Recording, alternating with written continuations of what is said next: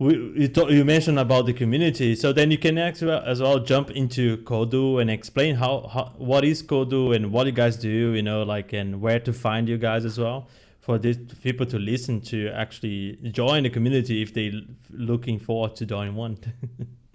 Yeah, and this our community's been growing phenomenally since COVID. Actually, it's gotten a lot bigger, which is Nice. weird. And that's because I started streaming and doing things online, I Oh, think, via cool. COVID. And I didn't realize it. I went back into an in-person place and it was full. I was like, oh, something happened. Codu is, I originally stole the word Codu from the Irish for coding or to code.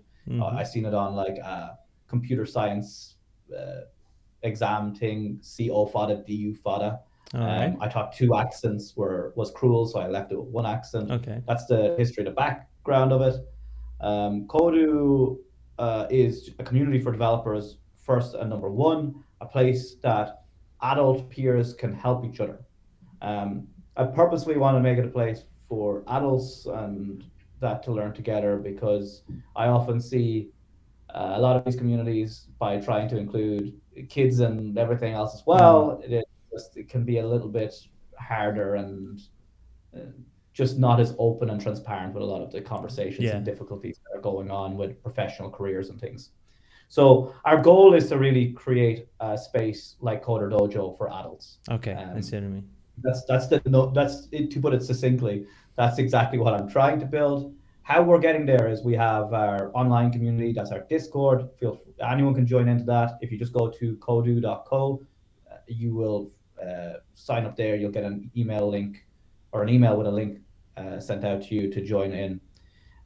We are then also building an open source project to help teach people for free. All Currently, right. that is just a blogging platform, Mm-hmm. but we are working on tools to give code challenges and full on curriculums to developers for free as well. All right. Um, because I learned to code for free, I kind of want to also give Give back back for free. all of the stuff for free as well. And we're doing that through mechanisms like sponsors and everything else. But um, I'm happy enough to lose money on Codu for the foreseeable future if I can just make sure people are being helped and feel Exactly. welcome and yeah, are just feeling more confident in themselves going forward. Nice. That's cool.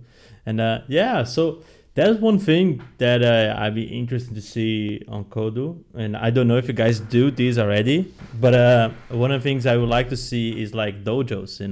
They say like you're gonna be like a coded dojo, and it'd be interesting to see like an online dojo and you can do coding challenges. It would be nice to see that.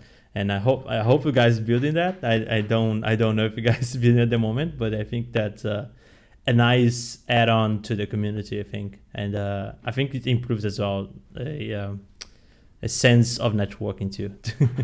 Yeah, and that's why we're trying to map out the balance between online sessions where we all just get together Hmm. versus very formal sessions versus like having a specific topic that we're getting on a call for. So we're still trying to map out what's the best thing for people. And this is Hmm. goes back to my product days is you put something out and you see how positive the reaction is or how negative the reaction is, and you have to just wait and say, let's pivot a little bit and change it. Mm. So you'll constantly see tests for the next few years, if not forever, of us trying to find out what is the most beneficial to developers. But yes, the dojo spaces are front of mind. I'm trying to figure out if we should do those in person. Mm.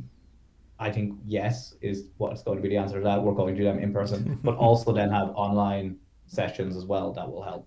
Yeah, exactly. Oh, cool. And yeah, I think we tick all the boxes and all the topics.